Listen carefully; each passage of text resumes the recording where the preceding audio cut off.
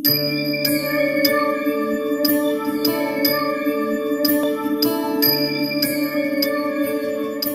கொண்ட அம்மன் ஆன்மீக நேயர்களே வணக்கம். நான் உங்கள் அறிமுக ஜோதிடர் வெங்கடேஸ்வரன். இப்ப நம்ம எதை பத்தி பார்க்க போறோம்னா சுக்கிர பெயர்ச்சியை பத்தி பார்க்க போறோம். அது ஏன் சுக்கிர பெயர்ச்சி? இந்த மாதம் முழுவதும், இன்னும் சொல்ல போனா வருட பிறப்பு வரம் வர அளவுக்கு சுக்கிரன் மீன ராசியிலே சஞ்சரிக்க போகிறார். ஆனாலும் வக்ரமும் வக்ரமற்ற தன்மையும் 2 நிலையிலையும் அவர் சஞ்சரிப்பார். அப்படி சஞ்சரிக்கும் போதுல எந்த மாதிரியான நற்பலன்கள் வரப்போகுது? அதுவும் இல்லாம சுக்கிரன்கிறவர் யாரு? ஆடம்பர தேவைகள், அருள் மிகுந்த வாழ்க்கை, பொருள் மிகுந்த வாழ்க்கை, செல்வம், செல்வாக்கு, அதே மாதிரி கம்பீரமான தோற்றம், அதிகாரமான தோற்றம் இல்ல, கம்பீரமா அப்படியே கெத்தா வந்து நிக்கிறத பத்தி எல்லாம் நிறைய விஷயங்களை கொடுக்கறது சுக்கிரன் தான். அதே மாதிரி திருமண ஆசைகள், காதல் வயப்பட வைக்கிறது. அதுவும் இல்லாம தேவையில்லாத ஆசைகள், அபில ஆசைகள், அதாவது எக்ஸ்ட்ரா அப்படிங்கிற மாதிரி உள்ள தன்மைகளை கொடுக்குற அனைத்து விஷயங்களும் சுக்கிரனுக்கே பொருந்தும்.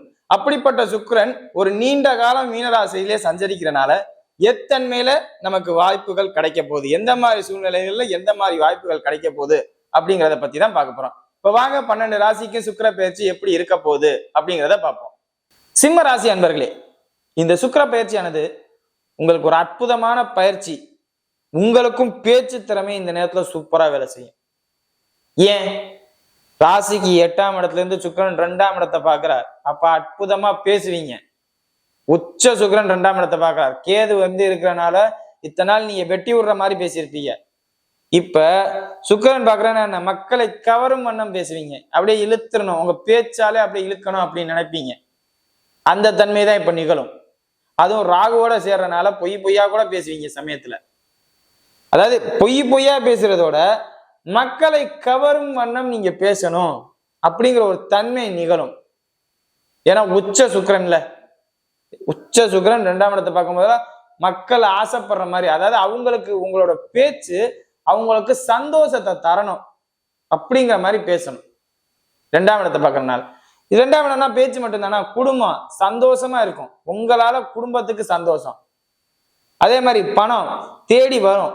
2ஆம் இடத்தை சுக்கிரன் பார்க்கறதுனால தேடி வரும் பணம். அதே மாதிரி 8ஆம் இடத்துல இருந்து சுக்கிரன் வரனால எல்லாமே உடனே இப்படிங்கிறதுக்குள்ளேயும் நடக்கும், காலியாகும். அது சூழ்நிலை நீங்க தான் பார்த்துக்கணும். அதே மாதிரி ராகுவோட சேர்ற சுக்கிரன் 40 வயதை கடந்தவர்களாக இருக்கும் பட்சத்தில் தோள்பட்ட இஎன்டி சார்ந்த விஷயங்கள்ல கவனமா இருக்கணும். தோள்பட்டைகள், இந்த இங்க ஜாயின் பெயின் இருக்கு, இங்க ஜாயின் பெயின் இருக்கு, இங்க ஜாயின் பெயின் இருக்குன்னு சொல்றவங்க எல்லாம் கவனமா பார்த்துக்கங்க. அது வரத்தான் செய்யும், ராகுவோட சேருது இல்ல. அதே மாதிரி இஎன்டி சார்ந்த பிரச்சனையும் வரும். அதெல்லாம் நீங்க தான் இல்லாம பார்த்துக்கணும். ஏன்னா 3ஆம் அதிபதி உச்சமாய் 8ஆம் இடத்துல ராகுவோட இணைகிறார். அந்த தன்மை என்ன பண்ணும்? அந்த உச்ச தன்மையை பூரா ராகு, உங்க ராசியாதிபதிக்கு ஆகாத கிரகம் ராகு, அவரோட சேரும் போதில எல்லாமே பாதிப்பு நிகழும். அதே மாதிரி தொழில் ஸ்தானத்துல சற்று பாதிப்பு நிகழும். 10ஆம் அதிபதி உச்சம், ஆனாலும் ராகுவோட இணைகிறார், 8ஆம் இடத்துல இணைகிறார். அப்படிங்கும் போது என்ன, ஊரை விட்டு வெளியில போய் தொழில் பண்றவங்களுக்கு நல்லா இருக்கும். ஊரை விட்டு வெளியில போனா தொழில் ஸ்தானம் சூப்பரு. வெளிநாடு போய் வேலை பார்க்குற சிம்மராசிக்கும் அப்புதான். ஏன்னா 8ல உச்சமடைகிறார்ல சுக்கிரன். 10ஆம் அதாவது ராசிக்கு 10ஆம் அதிபதி 8ல உச்சம். இன்னும் சொல்ல போனா சிம்மராசினாரா இருந்தாவே ஊரை விட்டு வெளியில போய் தான் தொழிலை நடத்தணும்னே நான் சொல்லுவேன். அவங்களுக்கு தான் வாழ்க்கை நல்லா இருக்கும். ஊருக்குள்ளே இருந்து பண்ற சிம்மராசினருக்கு மேக்சிமம் நல்லா இருக்காது. அதுவும் இந்த நேரத்துல உச்சமாக நேரத்துல ஸ்டெப் எடுக்கும் போதுல ஊரை விட்டு வெளியில போய் நான் தொழில் பண்ணலாமான்னு கேட்டா நிச்சயம் நடக்கும். அதே மாதிரி வெளிநாட்டு யோகம், உங்களுக்கு வெளிநாட்டு யோகம் இருக்குங்க. இந்த நேரத்துல சிம்மராசினர் ஒரு நல்ல மனிதர்களை சந்திப்பீங்க. வெளிநாட்டுக்கு இருக்கிற ஏஜென்சி எல்லாம் கரெக்டான ஆட்களை பிடிப்பீங்க. அதுவும் இது எத்தனை மாசம் பாருங்க, மார்ச் மாசம் இருக்கு, இப்போ பிப்ரவரி, மார்ச், ஏப்ரல் வரையுமே இருக்கு. அப்படிங்கும் போது என்ன, குறைஞ்சது 2.5 மாசம் இருக்கு. இந்த நேரத்துல நீங்க டெஸ்ட் அடிச்சு போக முடியலன்னா வேற எந்த நேரத்துலயும் போக முடியாதுங்க. பதட்டம் இருக்கும். எப்ப சுக்கிரன் வக்ரமாவார்? எப்ப? மார்ச் 2ஆம் தேதிக்கு அப்புறம். மார்ச் 2ஆம் தேதிக்கு அப்புறம் கொஞ்சம் பதட்டம் இருக்கும். கிடைக்குமா கிடைக்காத, பணத்தை கட்டிட்டோமே, அப்படி இப்படின்லாம் பயப்படுவீங்க. ஆனால் நிச்சயம் உங்களுக்கு கிடைக்கும். சுக்கிரன் வக்ர நிவர்த்தி ஆகிறதும் அதே மீனராசியில தான். கடல் கடந்து போகணும். வெளிநாட்டுக்கு ஏற்பாடு பண்ணா நிச்சயம் சிம்மராசினர் இந்த நேரத்துல வெளிநாடு போவீங்க. வாய்ப்பு இல்லை அப்படின்னு எவருமே ஜனனகால ஜாதகத்துல வாய்ப்பு இல்லைன்னா மட்டும்தான் வாய்ப்பு இல்லை.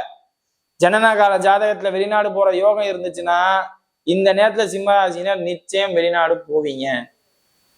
திருமணம் அமைப்பு கை கூடும். என்னங்க 8ல சுக்கிரன் இருக்கே அப்படிங்கிறீங்களா? 8ல சுக்கிரன் இருக்கிறனாலதான் கை கூடுங்கிறதே.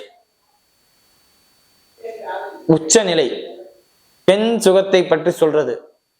அது 8ல மறையிறனால இந்த நேரத்துல திருமணம் கை கூட வாய்ப்பு அதிகம். அதே மாதிரி ராசிக்கு 7ஆம் அதிபதி 7லே ஆட்சி. அதே மாதிரி இந்த சுக்கிரன் அங்கே இருக்கும் போதிலே சனியும் பயிற்சி ஆயிடுவார். அப்ப சுக்கிரன் சனியும் சேர்றார். 3ஆம் அதிபதியும் 7ஆம் அதிபதியும் சேர்றார். அப்படிங்கும் போதுல என்ன, திருமணம் சார்ந்த அமைப்பு நிச்சயம் கைகூடும். நெகட்டிவா இருக்காது. ஜனனகால ஜாதகத்துல இப்ப உங்களுக்கு திருமண அமைப்பு இருக்கான்னு மட்டும்தான் பார்க்கணும். அது இருந்துச்சுன்னா நிச்சயம் உங்களுக்கு திருமண அமைப்பு கைகூடும்.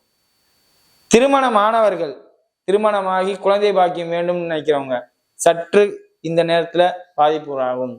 குரு பயிற்சி ஆகிற வரையும் சற்று பாதிப்பு. சுக்கிரனும் குருவும் பரிவர்த்தனை அடைஞ்சிருக்காங்களே. 5ஆம் அதிபதி ஆட்சி பாவத்துலதான் இருக்காரு. எப்படி எனக்கு தாமதமாகும் நீங்க இப்ப கேட்கணும். ஜோதிடம் அறிந்தவர் சிம்மராசினர் இதை பார்த்தீங்கன்னா 5ஆம் அதிபதியும் 5ஆம் அதிபதியும் 3ஆம் அதிபதியும் பரிவர்த்தனை இருக்காங்களே, இந்த நேரத்துல எனக்கு குழந்தைய தடைப்படுது அப்படின்னு கேட்கணும். ஜோதிடம் அறிந்த சிம்மராசினர் இந்த வீடியோவை பார்த்தா 5ஆம் அதிபதி 5க்கு 6ஆம் இடத்தில் பரிவர்த்தனை அடைந்திருக்கிறார்.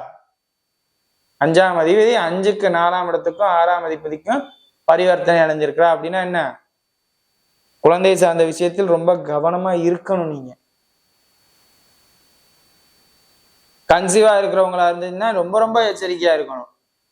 இதே குழந்தையை விட்டு பிரிஞ்சவங்களா இருந்தா, இப்ப என் பையன் சிம்மராசி தான், அவன் வெளிநாட்டுல வெளியூர்ல வேலை பார்த்துக்கிட்டு இருக்கான், என் பொண்ணு சிம்மராசி தான், வெளியில ஹாஸ்டல்ல படிச்சுக்கிட்டு இருக்கு, வெளியூர்ல வேலை பயப்படவே வேண்டாம். அதெல்லாம் சூப்பரா இருக்கும். பிரிவினை இருந்துச்சுன்னா சிம்மராசியினருக்கு நல்லா இருக்கும். குழந்தையை விட்டு பிரிவினை இருந்துச்சுன்னா நல்லா இருக்கும். சேர்ந்து இருந்துச்சுன்னா பாதிப்பு நிகழும். அது நீங்க கவனமா பாத்துக்கோங்க. சேர்ந்து இருக்கிறதோட நீங்க பிரிஞ்சு இருக்கிறது நல்லது. இந்த நேரத்துல ஹாஸ்பிட்டல் சார்ந்த விஷயத்துக்கு, அதாவது ஹாஸ்டல் சார்ந்த விஷயத்துக்கு நீங்க உங்க பசங்களை அனுப்புறது இந்த நேரத்துல ஒரு நல்ல வாய்ப்பு அப்படிங்கிறத நான் சொல்றேன்.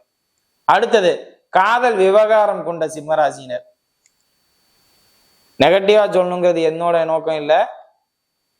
பிரியறதுக்கு வாய்ப்பு அதிகம் இந்த சுக்கிர பயிற்சியில. ஏன்னா 8ல சுக்கிரன், அதே மாதிரி 5ஆம் அதிபதி 10ல.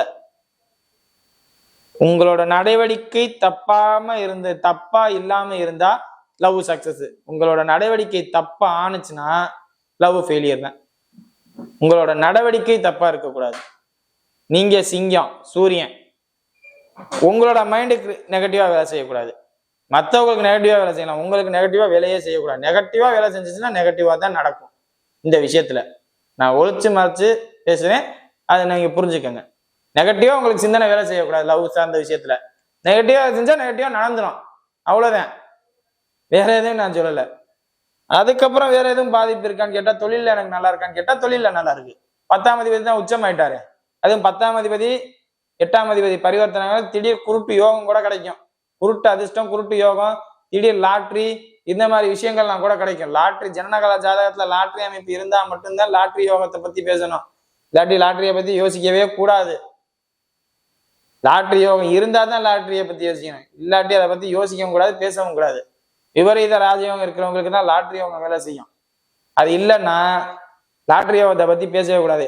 அதுக்காண்டிதான் நான் ஏன் திரும்ப திரும்ப சொல்றேன்னா, லாட்ரி சார்ந்த விஷயங்கள்ல நிறைய பேர் ஏமாறுறீங்க. அந்த ஏமாற்றம் வேண்டாம். நம்ம உழைப்போம், நம்ம சம்பாதிப்போம், நம்ம கஷ்டப்படுவோம், அவ்வளவுதான். நம்ம சம்பாரிச்சு இது பண்ணுவோம், அதை தவிர வேற எதுவும் இல்லையே. மற்றபடி எதுவும் நெகட்டிவான விஷயங்கள் எதுவும் இருக்கா சார் அப்படின்னா, 40 வயதை கடந்த சிம்மராசியினராக இருந்தால் பெண்களுக்கு இந்த அடிவயிறு சார்ந்த பிரச்சனைகள் வரும். 40, 50 கடந்தவங்களா இருந்தா இந்த அடிவயிறு சார்ந்த பிரச்சனை வரும். அதை டாக்டர் பார்க்குற மாதிரி தான் இருக்கும். நீங்க ஏன்னா 8ல சுக்கிரன் பயணிக்கிறது, இந்த சார்ந்த விஷயங்கள்லாம், கற்பப்பை சார்ந்த விஷயங்கள், கருப்பை சார்ந்த விஷயங்கள், இதெல்லாம் பாதிக்கும். ஏன் இப்ப இப்ப 25, 26 இருக்கிறவங்களுக்கு கூட சமயத்துல பாதிக்கும், 18 வயசுல இருக்கிறவங்க கூட பாதிக்கும். அந்தந்த வயதினருக்கு தகுந்தாற்போல் அந்தந்த பிரச்சனை வரும். பெண்களுக்கு தான் அதிகமா பாதிப்பு வரும், ஆண்களுக்கு பாதிப்பு குறைவு. ஆண்களுக்கு பாதிப்பு வந்தா நீங்க வாலண்டியரா போய் தப்பு பண்றீங்கன்னு தான் அர்த்தம். அதை நீங்க நெகட்டிவ் அந்த மாதிரி உள்ள விஷயங்கள்ல ஒதுங்கிருங்க. பெண்களை பார்த்தா உனக்கு ஒரு கும்பிடுமான்னு ஒதுங்கிருங்க, அதுதான் உங்களுக்கு பிளஸ். இந்த நேரத்துல சிம்மராசினருக்கு திருமண அமைப்பு வந்துச்சுன்னா, திருமணம் ஜனனகால ஜாதகத்துல திருமண அமைப்பு இருந்தா ஸ்டெப் எடுங்க, திருமண அமைப்பு இல்லைன்னா சைலண்டா ஒதுங்கிருங்க. ஏன்னா சுக்கிரன் 8ல. திருமண அமைப்பு இருந்தா செய்யலாம், திருமண அமைப்பு இல்லைன்னா அதை பத்தியே பேசணும்னு அவசியமே இல்லை. பேசுனீங்கன்னா அது உங்களுக்கே ஒரு மன விரக்தியை உண்டு பண்ணும். சரியா? இப்ப மக நட்சத்திர ரீதியான பலன்களை பார்ப்போம். மக நட்சத்திரம், மக நட்சத்திரத்துக்கு தான் நான் இந்த திருமண அமைப்பை பத்தியே பேசினேன். திருமணம் ஆகாத மக நட்சத்திரக்காரர்களா இருந்தா ஆணாக இருக்கும் பட்சத்தில் பெண்கள் பக்கம் திரும்பி கூட பார்க்க வேண்டாம். ஜனனகால ஜாதகத்துல உங்களுக்கு இப்ப 27 வயசுக்கு உட்பட்ட இருந்தவங்களா இருந்தா சுக்கிர தசையே சமயத்துல நடக்கலாம். அந்த சுக்கிர தசை உச்ச சுக்கிரனோட ஆகுறதுனால என்ன ஆகும், தேவையில்லாத எதிர்வாழின பிரச்சனை தேடி வரும் ஆண்களாக இருக்கும் பட்சத்தில். அதனால நீங்க ரொம்ப ரொம்ப கவனமாகவும் எச்சரிக்கையாகவும் இருக்கணும் தான் நான் சொல்லுவேன். எல்லாம் கிடைக்குதுன்னு நம்ம போய் நின்றுட்டீங்கன்னு வச்சுங்க, நீங்க போய் நின்றுட்டீங்க வச்சுங்க, பாதிப்பு உங்களுக்கு தான். நாளைக்கு உங்களை காப்பாத்துறதுக்கு யாரும் வர மாட்டாங்க. சோ இந்த மாதிரி நேரத்துல நீங்க என்ன பண்ணணும், தொழிலை மட்டுமே போக்கஸ் பண்ணுங்க. நீங்க வெளிநாட்டுக்கு ட்ரை பண்றீங்களா, இப்ப ட்ரை பண்ணுங்க. மக நட்சத்திரக்காரர்கள் இப்ப வெளிநாட்டுக்கு ட்ரை பண்றீங்களா, இப்ப நீங்க ட்ரை பண்ணுங்க. உண்மையிலே ஒரு அற்புதமான நேரம், டக்குன்னு கமையும். ராசிய சனி பாக்குறாரு, 10ஆம் அதிபதி 8ல இருக்காரு, 8ஆம் அதிபதி 10ல இருக்காரு. அப்ப வெளிநாட்டு யோகம் இருந்துச்சுன்னா இந்த நேரத்துல உங்களால நிச்சயம் போக முடியும். மேக்சிமம் சிங்கப்பூர் ட்ரை பண்ணுங்க, கிடைக்கும்.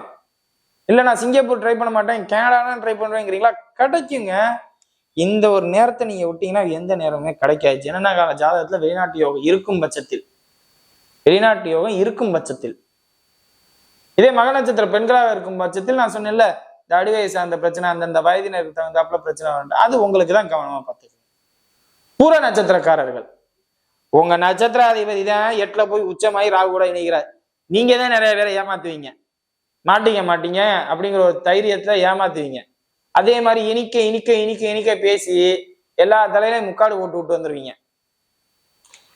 ஏமாத்தணுங்கிற ஒரு அமைப்பு உங்களுக்கு வேண்டாம். நியாயமா இருங்க, எல்லாமே கிடைக்கும். நான் உங்களுக்கு நெகட்டிவே சொல்ல போகுது.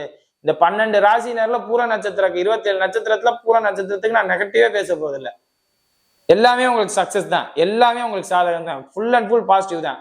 ஆனா ஏமாத்தும் தன்மை உங்களுக்கு இருக்கும் இந்த நேரத்துல. அந்த ஏமாத்தும் தன்மையை மட்டும் கொஞ்சம் விலக்கிக்கங்க. ஏமாத்தும் தன்மையை விலக்கிக்கிட்டீங்கன்னா உங்க வாழ்க்கையே நல்லா இருக்கும். ஏன்னா எல்லா நேரமும் உங்களால ஏமாத்தி ஜெயிக்க முடியாதுல்ல. முடிஞ்ச அளவுக்கு நியாயமான வழியில போனீங்கன்னா அந்த நியாயமான வழி எப்பவுமே கொண்டு போகும், உங்களை வாழ்க்கையை காப்பாற்றும். எந்த நெகட்டிவ்ஸும் வராது. இல்ல நான் ஏமாத்தி அப்படி ஷார்ட் டைம்ல வந்துடுறேன் அப்படிங்கிற, ஷார்ட் டைம்ல வரும்போது ஷார்ட் டைம்ல கீழே இறங்கிடுவீங்க. அது உங்களுக்கு தான் பார்த்துக்கங்க. உத்திர நட்சத்திரக்காரர்கள், உத்திர நட்சத்திரக்காரர்களை பொறுத்தவரையும் பெரிய அளவு பாதிப்பு இல்லை. 8ல சுக்கிரன் இருக்கிறனால வெளிநாட்டு யோகம் முயற்சி செய்யுங்க. ஜனனகால ஜாதக அமைப்பு இருந்துச்சுன்னா வெளிநாடு சார்ந்த துறைகள்ல ஏற்பாடு பண்ணுங்க, கிடைக்கும். இல்ல ஊரை விட்டு வெளியில போய் வியாபாரம் பண்ணணும், சம்பாதிக்கணும் அப்படின்னு நினைக்கிறீங்க, அதுக்கும் ட்ரை பண்ணுங்க, கிடைக்கும். அதே மாதிரி மீடியா சார்ந்த துறையில இருக்கீங்களா, பூர நட்சத்திரத்துக்கும் சொல்ல வந்துட்டேன். பூர நட்சத்திரத்துல மீடியா சார்ந்த துறையில இருந்தீங்கன்னா இந்த வாட்டி உங்களுக்கு ஒரு அற்புதமான காலம்.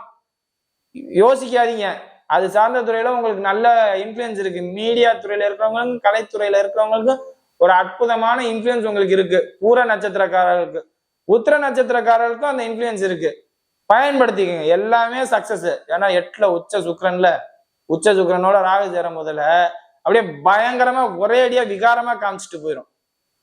ராசியை சனி பார்க்கறது மட்டும்தான் உங்களுக்கு தப்பே ஒழிய, மீடியா துறையில இருக்கிற உத்திரம் பூரம் 2 நட்சத்திரமும் மீடியால இருக்கிறவங்களுக்கு சூப்பரா இருக்கும், நெகட்டிவே இல்லை, எல்லாமே சக்சஸா இருக்கும்.